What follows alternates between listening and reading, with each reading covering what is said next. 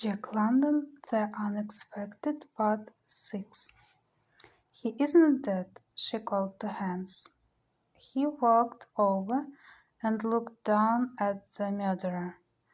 What did you say? Edith demanded, having coughed the rumble of inarticulate speech in her husband's throat.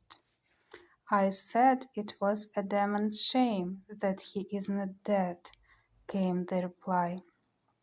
Edith was bending over the body. Leave him alone, Hans commanded harshly, in a strange voice. She looked at him in sudden alarm. He had picked up the shotgun dropped by the Nin and was thrashing in the shells. "What are you going to do?" she cried, rising swiftly from her bending position. Hans did not answer, but she saw the shotgun going to his shoulder. She grasped the muzzle with her hand and threw it up. "Leave me alone," he cried hoarsely. He tried to jerk the weapon away from her, but she came in closer and clung to him. "Hans, Hans, wake up," she cried. "Don't be crazy." "He killed Dutchy and Harkley," was her husband's reply, "and I'm going to kill him." "But that is wrong," she objected. "There is the law." He sneered his incredulity of the law's potency in such a region, but he mercilessly iterated dispassionately, doggedly. He killed Dutchy and Harky. Alone she argued it with him, but the argument was one-sided, for he contented himself with repeating again and again, "He killed Dutchy and Harky." But she could not escape from her childhood training, nor from the blood that was in her. The heritage of law was hers, and right contact to her was the fulfillment of the law. She could see no other righteous course to pursue. Hans's taking the law in his own hands was no more justifiable than Denin's deed. Two wrongs did not make a right, she contended, and there was only one way to punish Denin, and that was the legal way arranged by society. At last Hans gave in to her. "All right," he said, "have it your own way, and tomorrow or next day look to see him kill you and me."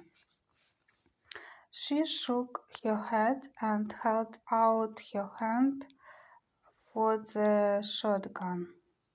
He started to hand it to her, then hesitated.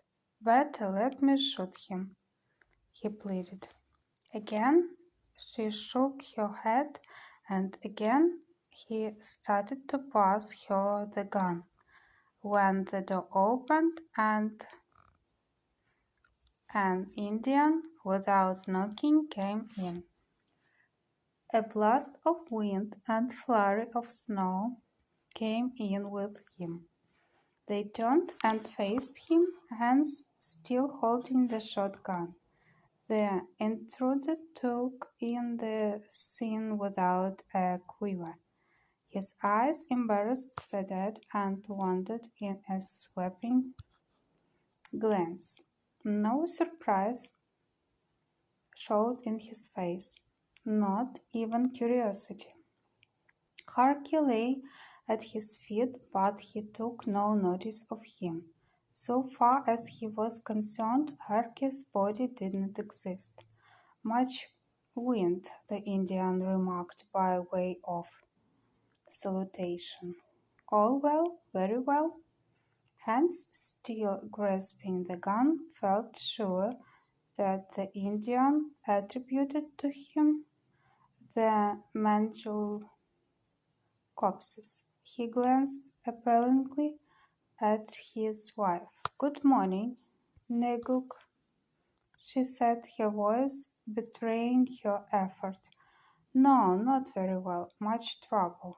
"Good-bye. I go now. Much hurry," the Indian said, and without semblance of haste, with great deliberation, stepping clear of a Red Bull on the floor, he opened the door and went out. The man and woman looked at each other. "He thinks we did it," Hans gasped. "That I did it." Edith was silent for a space.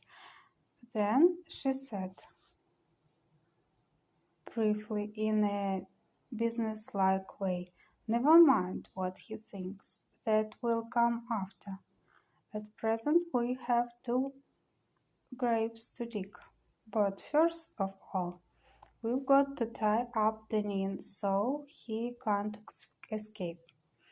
Hans refused to touch Deneen, but Edith lashed him securely, hand and foot.